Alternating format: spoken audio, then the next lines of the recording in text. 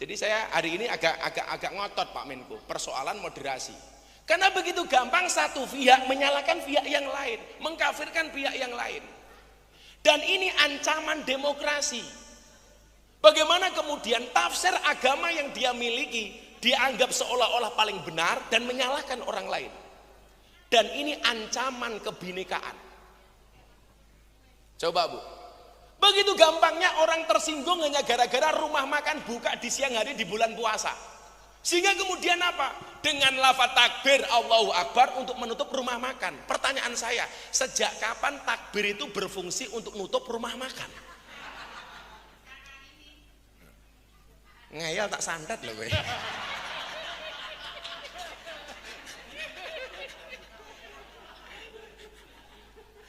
Sejak kapan fungsi takbir itu untuk nutup rumah makan? Betul Bu? Itu kalimat suci. Jangan gampang untuk dikeluarkan dalam semua keadaan. Saya pernah Pak Menko, lagi mau berangkat pengajian ada orang teriak takbir Allahu Akbar. Kita ganti Pancasila dengan sistem khilafah. Takbir Allahu Akbar. Kaca mobil tak buka, langsung saya jawab sami Allahu liman hamidah. Malah kayak wong sholat ini loh. Sopir saya jawab Robbana walakal ham.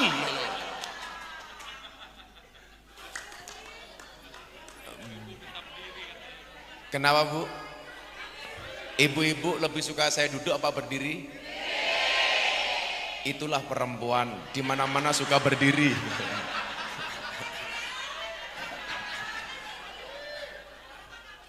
Kenapa Bu?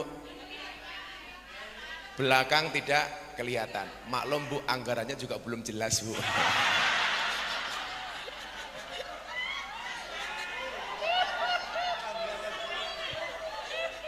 Nanti saatnya berdiri pasti berdiri Bu. Ada sebuah kisah tentang seorang pengembala yang mencoba menggugat keadilan Allah. Saat dia merasa capek dan lelah dari pengembalaan hewan pengembalaannya, orang ini duduk di bawah pohon. Kebetulan pohon yang dia beristirahat adalah pohon beringin.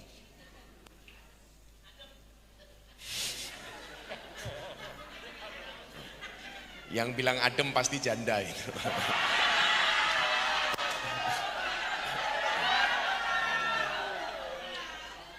Santai saja Bu, hidup ini memang indah bila disertai dengan janda dan tawa.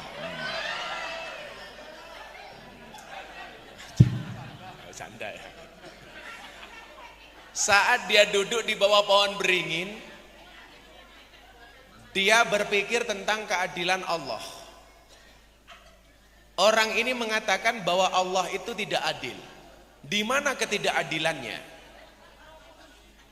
Ketidakadilannya adalah dia melihat pohon beringin yang besar buahnya tetapi kecil buahnya. Besar pohonnya, kecil buahnya. Sementara di bawah pohon beringin ada pohon semangka, kecil pohonnya tetapi besar buahnya. Dia mikir ini Tuhan gak adil nih. Seharusnya yang pohonnya besar buahnya besar, yang pohonnya kecil buahnya kecil.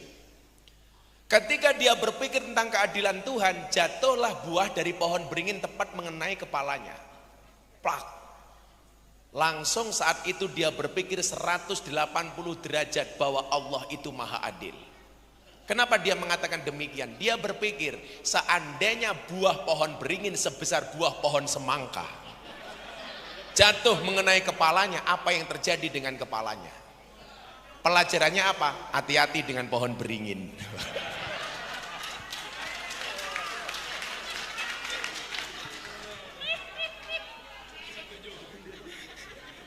Setuju Pak Menko? Setuju. Oh, ya. Oke, setuju. Tambahi. Ini setuju ongkos. Nah, kenapa ini saya sampaikan? Yang pertama, di mana-mana saya mengatakan begini. Hari ini banyak orang sakit atau kena masalah itu berangkat dari 4 hal Bapak Ibu. Yang pertama adalah pola pikir, yang kedua pola makan, yang ketiga pola hidup, dan yang keempat kebanyakan pola. Pola pikir.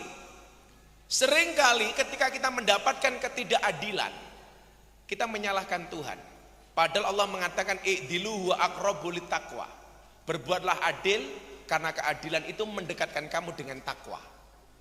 Padahal takwa itu adalah merupakan target goal dari orang berpuasa, la'allakum tattaqun. Nah, kadang-kadang ketika mendapatkan ketidakadilan yang kita salahkan siapa? Allah. Allah kok nggak adil sih? Kenapa kok hidup saya seperti ini? Kenapa kok seperti ini? Kenapa kok seperti ini? Ini berangkat dari pola pikir. Bapak Ibu, Anda lihat, kenapa orang gila itu tidak pernah sakit?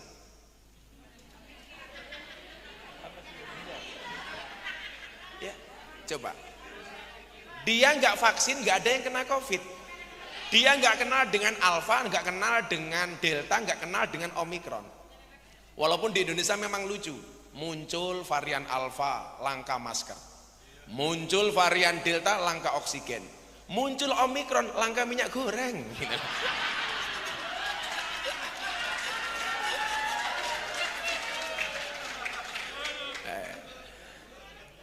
Dia nggak pernah vaksin, nggak pernah sakit, Bu.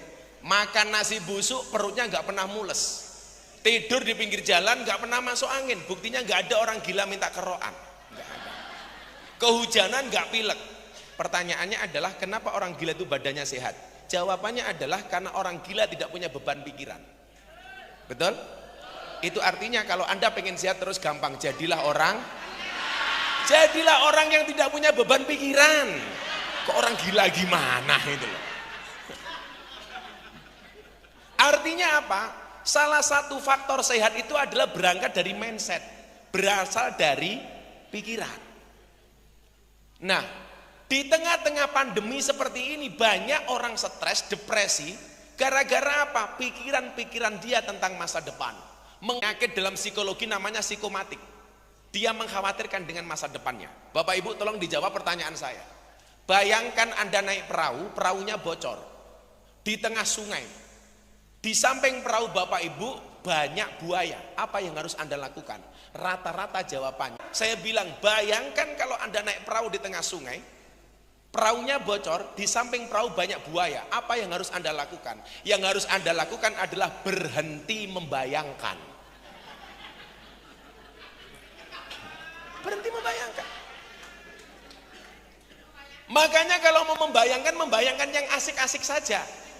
Betul? Zaki gubernur DKI kan asik, itulah bayangan. Pak Zaki jangan ketawa, saya ngomong seperti itu karena berkait dengan anggaran, Pak. Hati-hati ya, hati-hati.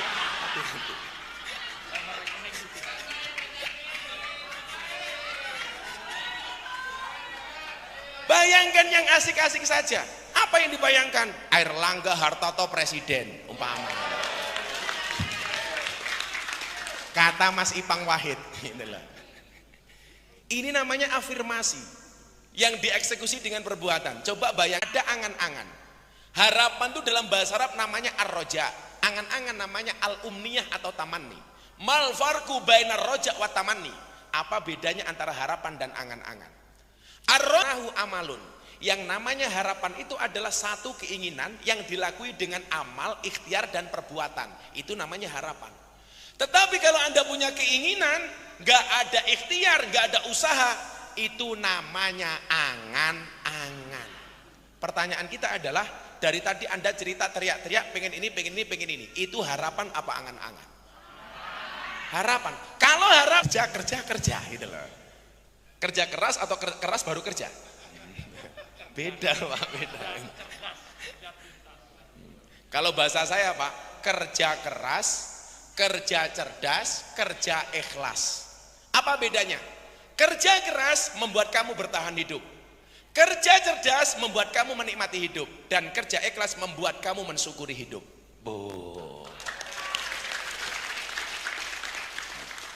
Nah, kita seringkali kemudian otak kita ini dibebani dengan pikiran-pikiran yang justru jatuhnya halu. Contoh, maunya kaya tapi nggak mau kerja. Maunya kaya tapi nggak mau bisnis. Pekerjaannya tiap hari tidur. Begitu bangun bikin status WA, akan indah pada waktunya.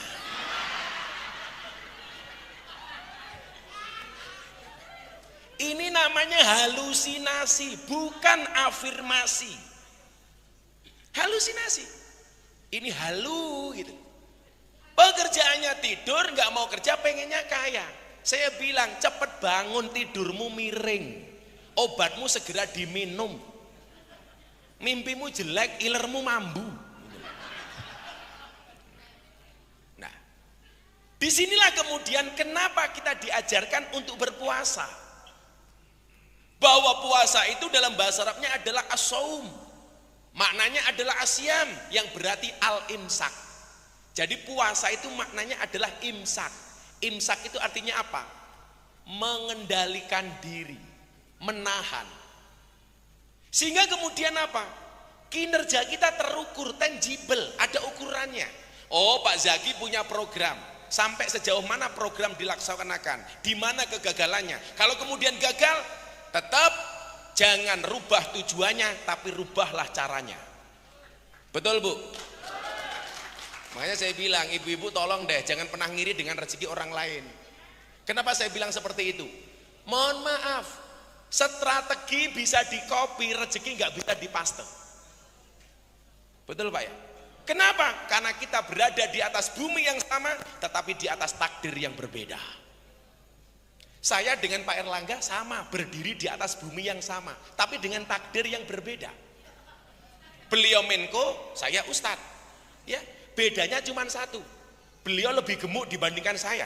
Apanya? Rekeningnya, gitu loh.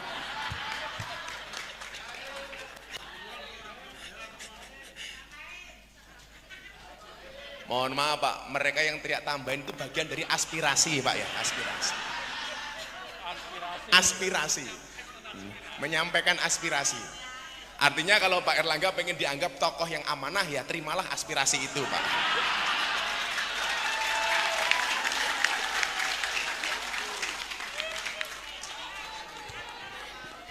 Aspirasi bagian dari demokrasi. Aspirasi bagian dari demokrasi. Dan saya yakin bahwa Golkar ini adalah partai yang demokratis. Artinya apa? Pasti mengiyakan aspirasi itu Pak.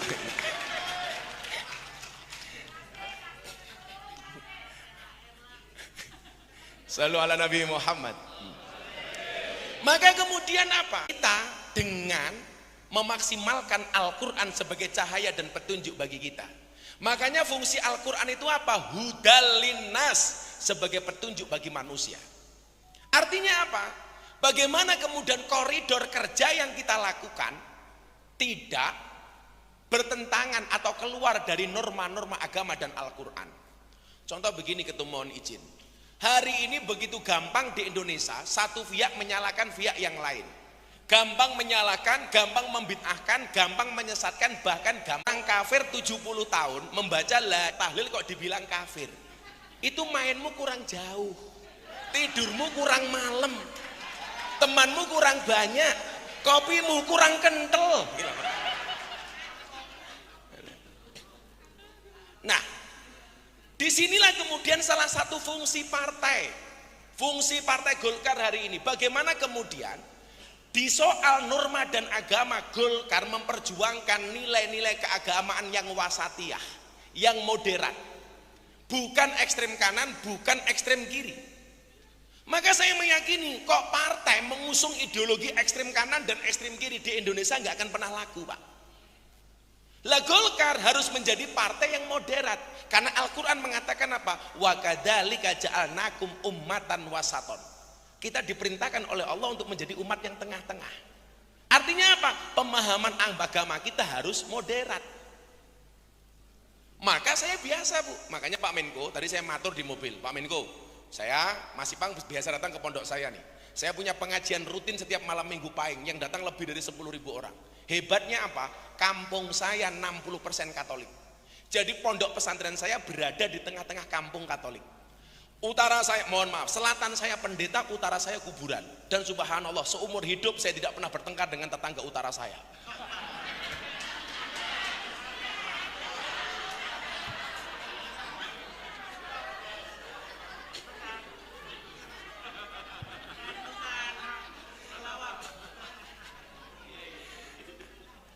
Kenapa kemudian bisa seperti itu? Karena pemahaman keagamaan yang benar.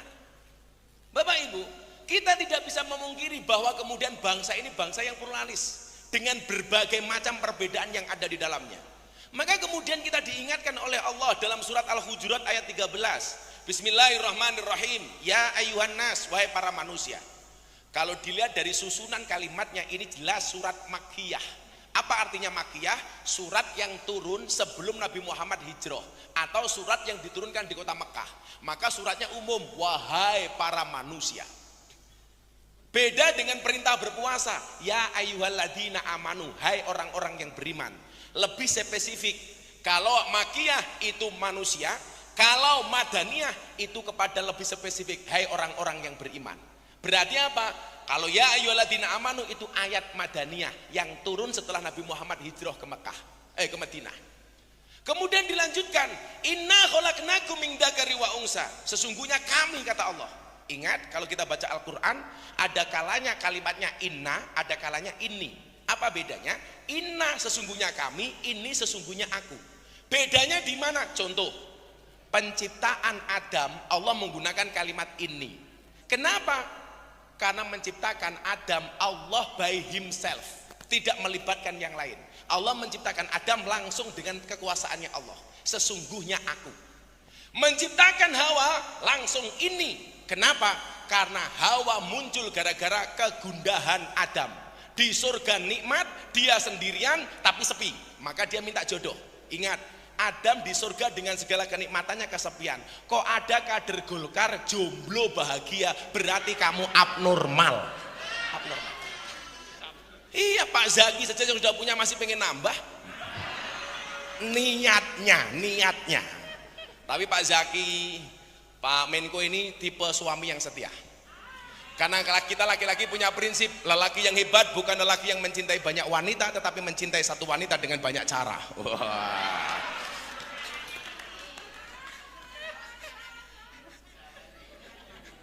Caranya gimana, Bu? Gampang. Caranya gampang. Suami yang baik itu adalah suami yang mendengarkan pendapat istrinya, dan istri yang baik mendapatkan banyak pendapatan dari suaminya. Nah,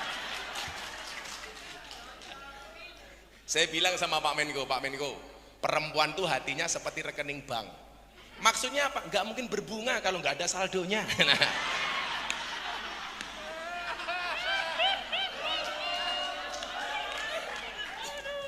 makanya Pak Zaki jangan macam-macam sama perempuan. Perempuan itu hati-hati. Kalau disakiti nggak pernah lupa, tapi kalau menyakiti nggak pernah ingat. Itulah perempuan.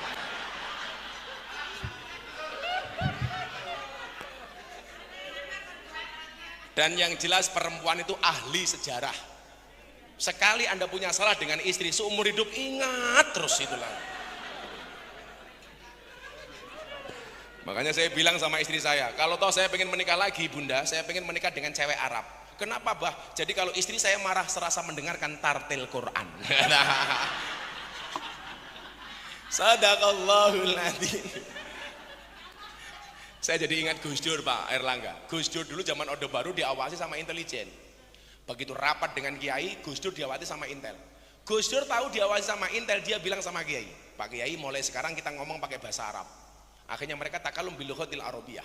Begitu Intelnya pulang ditanya sama komandannya, "Hei Intel, apa tadi hasil rapat Gus Dur dan para kiai?"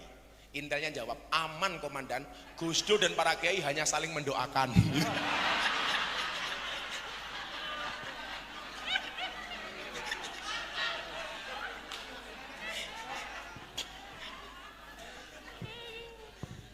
Allah menciptakan Adam pakai ini, sesungguhnya aku.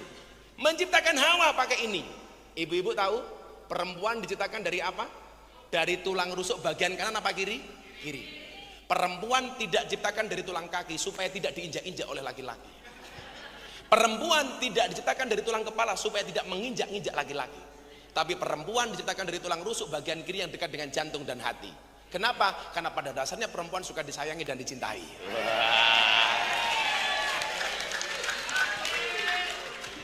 Maka walaupun buah anggur lebih mahal dibandingkan apel, cewek lebih milih apel dibandingkan anggur. Kenapa? Karena cewek lebih suka diapelin, gak suka dianggurin. Ya.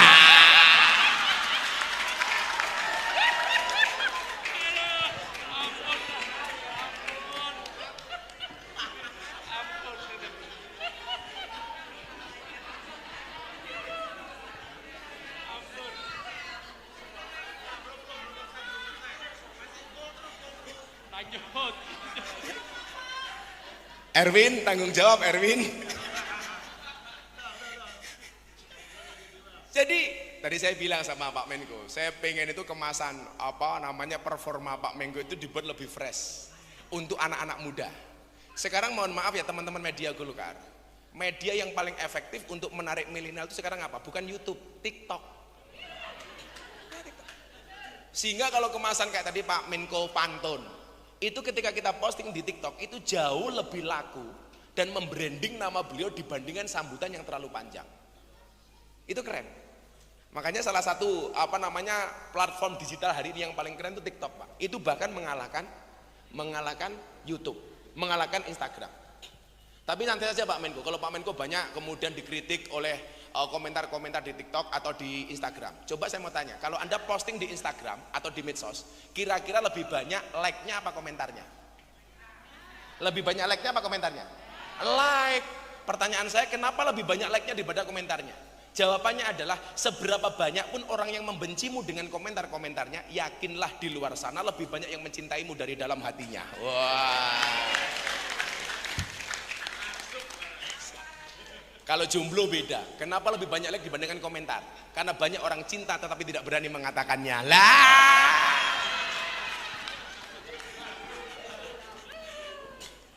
Tinggalan kereta dong. Menciptakan Adam ini, menciptakan Hawa ini. Tetapi ketika menciptakan manusia secara umum seperti Al-Hujurat ayat 13, Allah menggunakan kalimat inna, sesungguhnya kami. Kenapa? Karena kehadiran manusia Allah melibatkan orang tuanya, melibatkan bapak ibunya.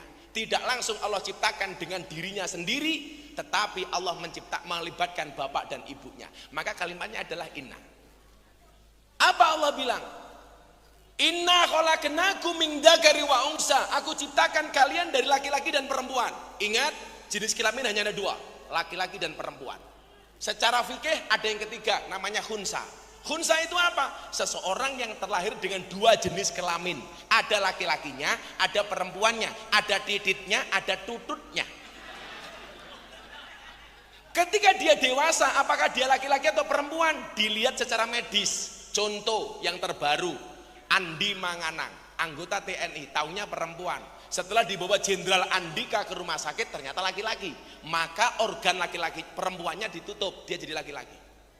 Kalau banci hari ini Gus, mohon maaf, itu bukan jenis kelamin, tetapi makhluk jadi-jadian. Makanya kemarin saya sempat ramai gara-gara ada wartawan tanya sama saya, Gus, mohon maaf, itu Dorco wasiat, pengen meninggal dimakamkan secara perempuan. Apa pendapat Gus Miftah? Saya menolak. Kenapa? An-nasu yamutuna ala ma'asu. Manusia itu dimatikan sebagaimana dia dihidupkan. Kalau dia lahirnya laki-laki, ya matinya harus laki-laki. Emang beda Gus, laki-laki dan perempuan? Beda Bu. Niat sholat jenazah itu beda. Kalau laki-laki isim saronya adalah hadal mayit, hada. Kalau perempuan hadihi. Lapisan kain kafan, lebih tebal laki-laki apa perempuan? Perempuan. Perempuan kain kafannya lebih tebal daripada laki-laki. Itulah Pak, sudah mati saja perempuan itu masih boros tak kandani. Boros. Sudah mati saja masih boros, itulah perempuan. Kemudian apa? Hukum warisan yang meninggal laki-laki dan perempuan itu beda. Dan yang selanjutnya adalah cara mendoakan jenazah laki-laki dan perempuan juga beda. Kalau yang meninggal laki-laki, Allahumma gfir lahu. Kalau perempuan, Allahumma gfir laha. Laki-laki meninggal hu, perempuan meninggal ha. Kalau banci hu ha. Hurra.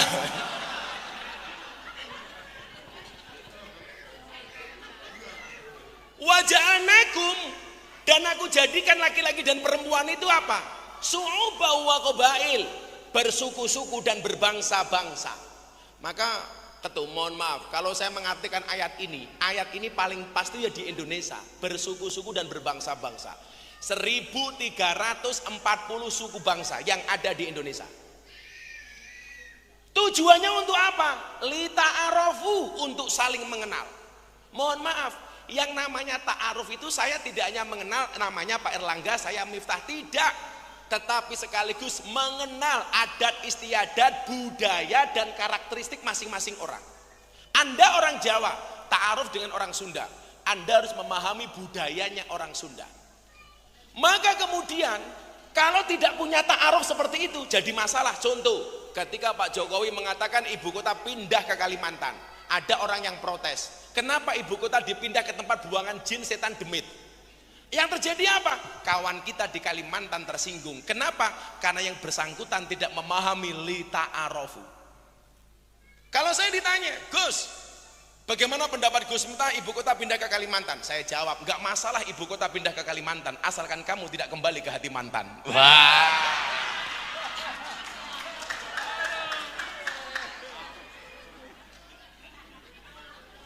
Kemarin yang terbaru Pak Menko, Jokowi musyrik, pemerintah percaya klenik, dukun. Apa? Gara-gara perintah presiden, gubernur datang ke Kalimantan dengan membawa tanah dan air dari masing-masing provinsi. Saya ditanya, gimana Gus, apakah benar itu klenik? Kita lihat semangat yang dibawa oleh Pak Jokowi. Bapak Ibu, Anda pernah berkunjung ke Demak? Ada masjid namanya Masjid Demak. Masjid Demak itu proyeknya siapa? Proyeknya Sunan Kalijogo. Pertanyaan saya, kalau Masjid Demak itu dibangun oleh Kanjeng Sunan Kalijogo sendiri, kira-kira jadi apa enggak? Jadi, wali bro edan po, gitu loh. Jadi, menghina sekali kamu itu loh. Pak Menko bikin masjid aja jadi, kok apalagi Sunan Kalijogo? Ada-ada saja itu loh. Dasar janda.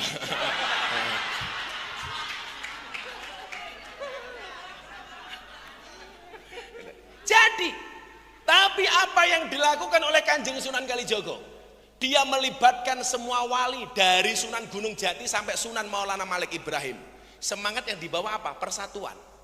Akhirnya yang terjadi apa? Ketika para wali datang ke Demak dengan membawa sumbangsih untuk mendirikan Masjid Demak, ada yang membawa kayu, ada yang membawa ini dan itu. Sehingga kemudian ketika masjid berdiri kurang satu tiang, jatahnya Kanjeng Sunan Kalijogo, sudah tidak nemu kayu, maka kemudian beliau mengikat tatal-tatal menjadi tiang. Maka kemudian kita mengenal istilah soko tatal. Artinya apa? Pendirian Masjid Demak itu melibatkan semua wali. Semangat yang dibawa apa? Persatuan. Kenapa kita tidak mengimtimsalkan, menamsilkan bahwa yang dilakukan Pak Jokowi membawa semangatnya Kanjeng Sunan Kalijogo ketika membangun Masjid Demak. Contoh lain, Masjidil Haram pernah kebanjiran Pak Menko. Ka'bah terlepas dengan Hajar Aswadnya, sehingga semua pemimpin kabilah di Mekah pengen berebut untuk memasang Hajar Aswad di dalam Ka'bah. Semuanya berebut, bahkan sampai mau perang. Disepakati sayembara. Barang siapa masuk Masjidil Haram pertama kali, dia yang berhak untuk masang Hajar Aswad di tempatnya. Seperti yang kita tahu, siapa yang masuk pertama kali ke masjid? Nabi Muhammad SAW. Apakah Nabi Muhammad egois dipasang sendiri? Tidak Bapak Ibu. Dia membawa kain panjang dan lebar, Hajar Aswad ditaruh di atasnya. Seluruh pemimpin kabilah diminta untuk memegang sudut-sudut kain itu. Dibawa mendekat ke Ka'bah, begitu dekat Nabi Muhammad baru memindahkan Hajar Aswad ke tempatnya. Artinya apa? Semangat yang dibawa oleh Muhammad adalah persatuan. Kenapa kita tidak bisa memaknai ketika presiden mengatakan, ayo kamu bawa tanah dan air dari masing-masing daerah. Semangat yang dibawa oleh Jokowi adalah semangat persatuan. Kenapa? Lita'arofu, menghormati kearifan lokal, menghargai masing-masing daerah, menghargai masing-masing perbedaan. Harusnya seperti itu. Kenapa kita bilang musyrik? Dan yang jelas, negara di dunia yang punya konsep tanah dan air itu hanya Indonesia. Tanah, air. Maka kenapa dikatakan oleh Mbah Hasyim Asy'ari hubbul waton minal iman. Mencintai tanah dan air itu bagian dari iman. Yang lucu Pak Menko, saya pengajian di Surabaya. Saya begitu ngomong hubbul waton minal iman, ada orang datang, Ustadz saya mau tanya, hubbul waton minal iman itu hadis riwayat siapa? Kan saya jadi lucu, wong itu bukan hadis tapi makalah ulama. Karena dia ngeyel, saya jawab hadis riwayat Muslim. Dia protes, kok bisa? Iya, emangnya ada hadis riwayat non Muslim? Kan nggak ada aku. Lah gue goblok Pak, tak bilang gitu loh. Lah, artinya apa? Golkar harus menjadi garda terdepan sebagai partai politik yang mengajarkan moderasi baik di dalam beragama maupun berbangsa. Islam yang moderat, berbangsa dan bernegara yang happy dan menyenangkan. Caranya bagaimana? Satu, memastikan perjalanan bangsa Indonesia dikuasai oleh amalan-amalan akidah Ahlussunnah wal Jamaah. Karena dalam konteks politik akidah Ahlussunnah wal Jamaah tidak pernah ada sejarah melawan negara, bahkan menggulingkan pemimpin yang sah, nggak ada. Yang kedua, sebagai bangsa yang moderat, memastikan negara kesatuan Republik Indonesia tetap bertahan dan berkelanjutan dengan ideologi Pancasila, NKRI harga mati. Itulah lita'arofu. Ini berangkat dari apa, Pak? Dari mindset, pola pikir. Ayo, sing jomblo-jomblo, kamu santai saja. Kalau kamu punya mindset yang bagus, jodoh kamu pasti akan datang. Makanya saya doakan sejomblo-jomblonya kalian akan berakhir. Amin. Di mana berakhirnya? Kalau tidak di pelaminan, minimal di pemakaman. Ya. Jadi saya hari ini agak ngotot Pak Menko, persoalan moderasi. Karena begitu gampang satu pihak menyalahkan pihak yang lain, mengkafirkan pihak yang lain. Dan ini ancaman demokrasi. Bagaimana kemudian tafsir agama yang dia miliki dianggap seolah-olah paling benar dan menyalahkan orang lain. Dan ini ancaman kebinekaan. Coba Bu, begitu gampangnya orang tersinggung hanya gara-gara rumah makan buka di siang hari di bulan puasa. Sehingga kemudian apa? Dengan lafaz takbir Allahu Akbar untuk menutup rumah makan. Pertanyaan saya, sejak kapan takbir itu berfungsi untuk nutup rumah makan? Ngeyel tak santet loh gue.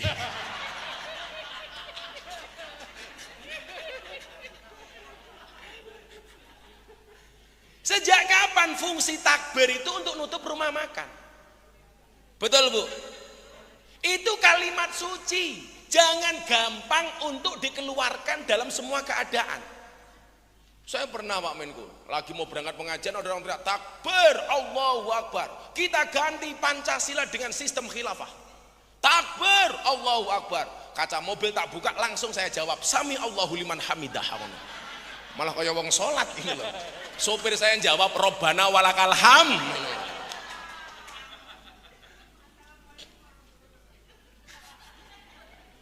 Nah, saya harapkan momentum nuzulul Quran ini menjadi semangat bagi teman-teman di Partai Golkar. Bagaimana kemudian kita menjadi garda terdepan untuk moderasi, baik moderasi beragama maupun moderasi berbangsa dan bernegara. Kan saya yakin karena Golkar adalah partai yang paling berpengalaman di Indonesia. Santai Pak Zaki, orang Indonesia itu susah move on. Dan kita semuanya tahu kejayaan Golkar. Dan orang Indonesia susah move on. Tadi saya bilang sama Pak Menko, Pak Menko tahu nggak kenapa move on itu berat? Move on itu berat kenapa?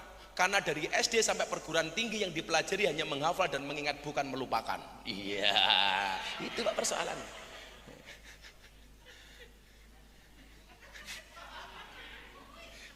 Nggak percaya ibu-ibu itu. Kenapa? Oh kalau gak daring, oh boleh ngeliat Google, santai aja. Jangan percaya dengan Google, percayalah dengan GPS. Gunakan penduduk sekitar, ya itulah. Kemudian yang kedua adalah, sebelum kita akhiri, sudah jam 12:30.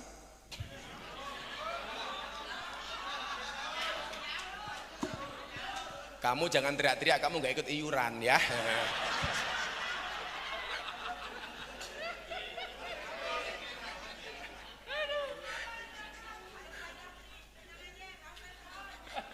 Sampai sahur Bu. Ya, kita akan pengajian sampai sahur dengan menonton YouTube masing-masing ya. Jadi yang pertama ini pola pikir. Kemudian yang kedua, yang kaitannya dengan puasa lah. Kita bedah Al-Quran dari sisi kesehatan. Pola makan. Bapak Ibu, berat badan saya dulu pernah 108 kilo.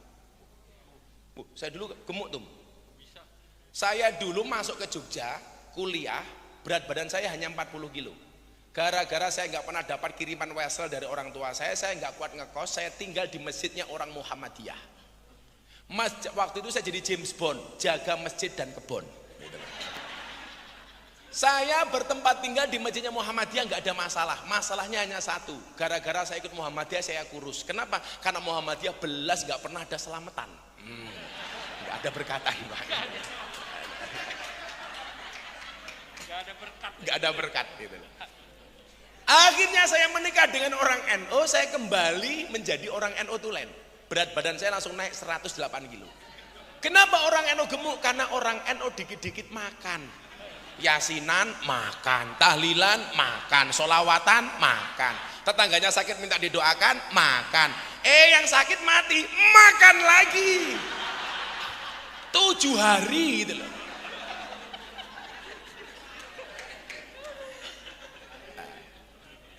Akhirnya berat badan saya bengkak sampai 108 kilo. Kemudian saya baca Sirah Nabawiyah, perjalanan hidup Kanjeng Nabi itu. Nabi Muhammad itu usianya 63 tahun, beliau hanya sakit 2 kali. Itu pun sakitnya ringan, puskesmas, pusing keselio masuk angin. Gak ada Nabi Muhammad kok penyakitnya jantung koroner, stroke, gak ada. Pak Zaki tahu stroke itu penyakit apa? Stroke itu penyakit yang diakibatkan gara-gara adanya ketidakseimbangan antara stroke gaji dan stroke belanja. Itu stroke.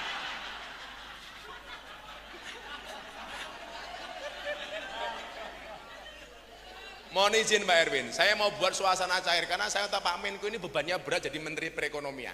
Maka malam hari ini kita buat tertawa beliaunya. Setuju Bu ya? Mudah-mudahan Pak Menko ini tugasnya sebagai Menko berhasil dan masuk tahap berikutnya. Amin. Cuma 2 kali Pak, itu pun penyakitnya ringan. Saya kemudian penasaran kok bisa itu. Usia 63 tahun, usia 50 tahun lebih Pak, masih bisa menang melawan juara gulat Jazirah Arab. Itu menunjukkan bahwa bodinya Kanjeng Nabi itu wow. Dadanya bidang, perutnya six pack. Sama Pak Zaki lah perutnya rata-rata lemak.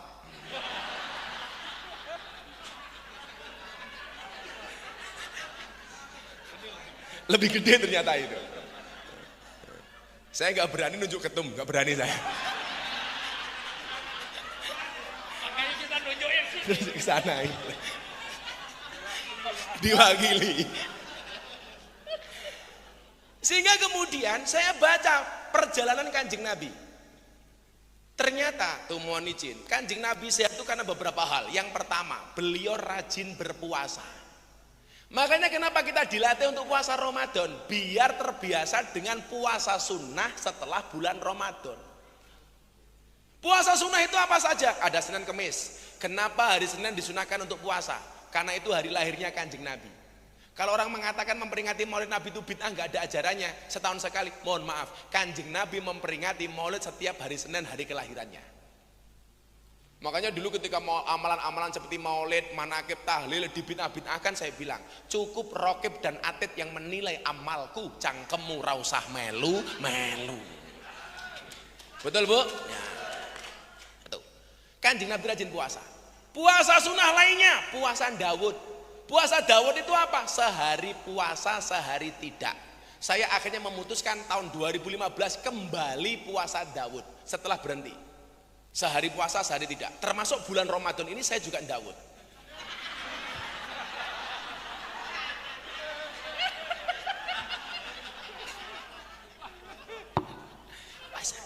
Kenapa? Sumu tasihu, berpuasalah kamu maka kamu menjadi sehat.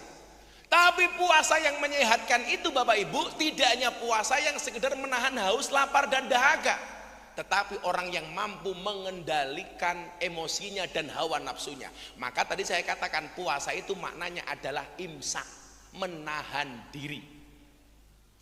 Kita terbiasa dengan hal-hal yang membatalkan puasa, tetapi kita lupa dengan hal-hal yang membatalkan pahala puasa. Maka kita diminta untuk al-imsak. Satu perbuatan yang boleh dilakukan di luar bulan puasa nggak boleh dilakukan di bulan puasa. Contoh Pak, kita dipukul orang balas mukul boleh apa enggak? Boleh, itu namanya kisos. Asalkan pukulannya sama, yang dipukul tempatnya sama, keras dan pelannya sama, itu boleh. Yang nggak boleh itu Anda dikeplak balas gajul, nah itu nggak boleh gitu. Apalagi beliau ini juara wusu, itu kan ngeri sekali. Ketika kita di bulan Ramadan nggak boleh balas, dipukul disuruh jawab inni soimun, sorry saya sedang berpuasa. Balasnya kapan? Habis berbuka.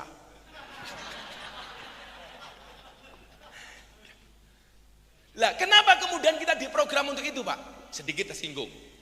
Pak Ketum izin. Sebelum menciptakan manusia, Allah sudah menciptakan malaikat, menciptakan iblis, menciptakan hewan. Malaikat itu sifatnya apa? Bener terus gak pernah salah. Itu artinya apa? Kalau ibu-ibu pengen suaminya bener terus gampang, menikahlah dengan malaikat. Apalagi Israel, gak pernah salah gitu. Setelah menciptakan malaikat, Allah menciptakan setan. Setan itu apa, Bu? Salah terus gak pernah bener. Artinya kalau bapak-bapak punya suami kok istrinya, bapak-bapak punya istri, istrinya kok salah terus, saya curiga jangan-jangan istrimu setan.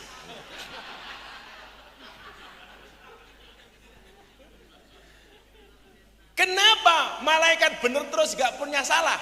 Karena malaikat punya iman gak punya nafsu. Kenapa setan salah terus gak pernah bener? Karena setan punya nafsu tapi dia gak punya iman. Setelah menciptakan malaikat dan iblis, Allah menciptakan hewan. Hewan itu dalam kitab kuning dibagi dalam dua kategori. Hewan pemangsa dan hewan yang suka makan saja. Hewan yang suka marah-marah sama hewan yang suka makan. Hewan yang suka marah-marah dilambangkan seperti anjing dan serigala. Hewan yang suka makan dilambangkan seperti kambing. Apa hiburannya? Malaikat hiburannya dekat dengan Allah. Setan hiburannya apa? Menggoda. Anjing hiburannya apa? Menakut-nakuti. Kambing hiburannya apa? Makan. Lah manusia itu mohon maaf, ada unsur malaikatnya, ada unsur iblisnya, ada unsur anjingnya, ada unsur kambingnya. Maka kalau ada orang baik, kita dengan gampang mengatakan ini bukan manusia, oh ini malaikat. Pak Erwin ini bukan manusia tapi malaikat. Kenapa? Transferannya ditambahi, umpamanya itu malaikat.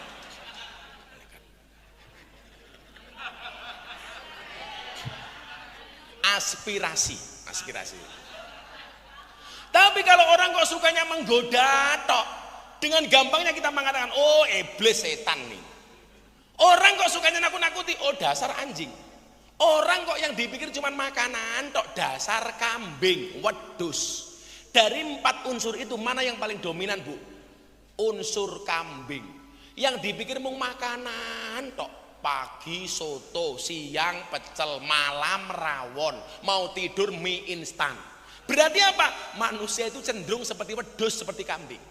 Makanya kemudian apa? Dipola seperti malaikat. Malaikat itu sifatnya apa? Ada makan dia nggak boleh makan, ada minuman dia nggak boleh minum, ada istri nggak boleh kumpul. Lah bulan Ramadan kita diprogram seperti malaikat. Supaya apa? Kita menjadi manusia terbaik. Makanya manusia yang selamat itu apa? Manusia yang tahu kapan menggunakan rem, kapan menggunakan gas. Iman itu rem, nafsu itu gas. Anda mau selamat ibarat orang naik motor. Orang yang bisa mengkombinasikan kapan menggunakan rem, kapan menggunakan gas.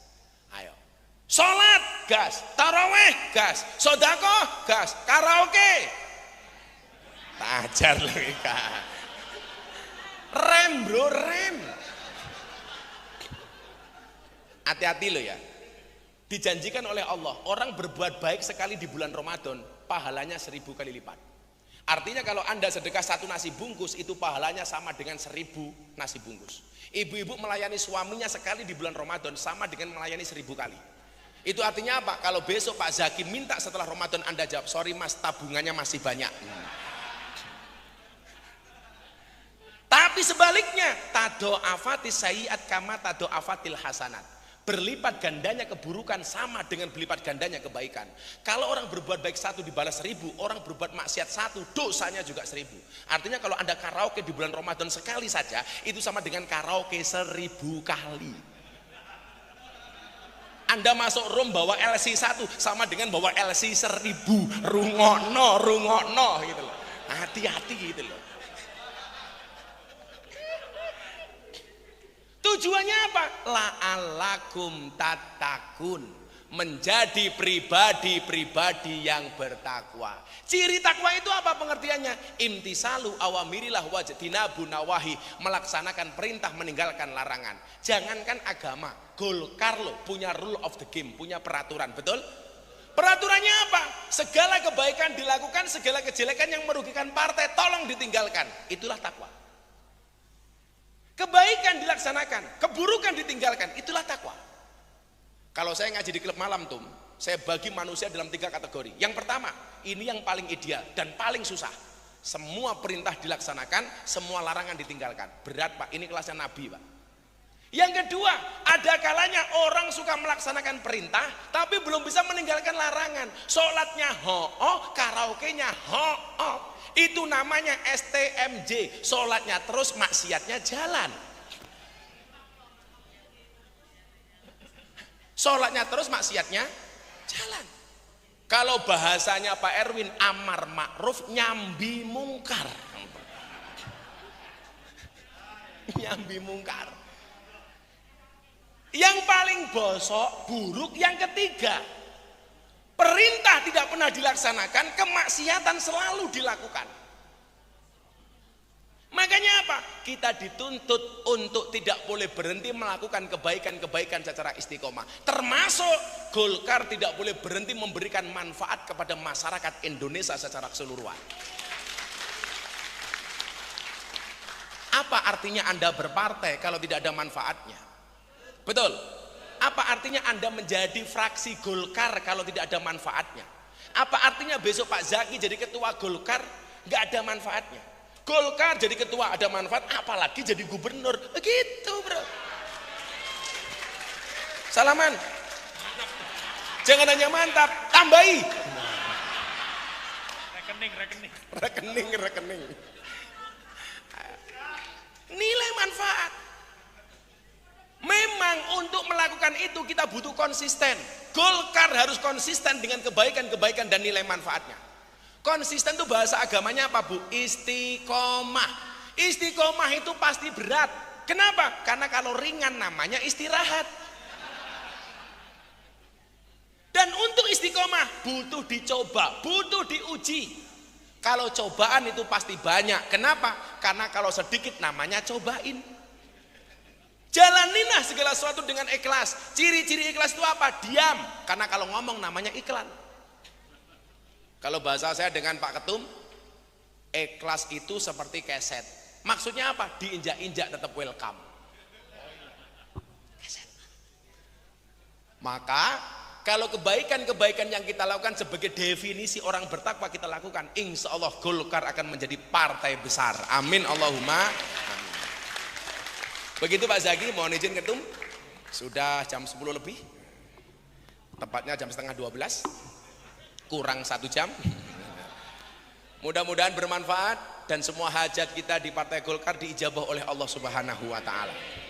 Bapak Ibu, orang berpuasa itu berat, orang puasa itu lapar, orang puasa itu dahaga. Tapi kenapa kita bisa bersabar? Kalau seandainya Pak Zaki masuk kamar minum es teh, keluar dari kamar pura-pura puasa, nggak ada yang lihat, nggak ada yang tahu. Tapi kenapa tidak beliau lakukan? Jawabannya sederhana. Kenapa orang berpuasa itu walaupun haus, lapar, dahaga dia bisa bersabar? Karena orang berpuasa yakin adzan maghrib pasti datang. Artinya kenapa dengan musibah yang terjadi hari ini kita harus bersabar? Karena yakinlah solusi dan pertolongan dari Allah pasti akan datang. Gembok tidak pernah dibuat tanpa kunci, masalah tidak pernah dibuat tanpa solusi. Bukan ombaknya yang besar, tetapi perahunya yang terlalu kecil. Bukan musibahnya yang besar, tetapi iman kita yang terlalu lemah. Masya Allah. Terakhir saya sampaikan, kenapa kaca mobil bagian depan pasti lebih besar daripada kaca spion? Jawabannya adalah karena masa depan Golkar lebih besar daripada masa lalunya. Terima kasih. Assalamualaikum warahmatullahi wabarakatuh.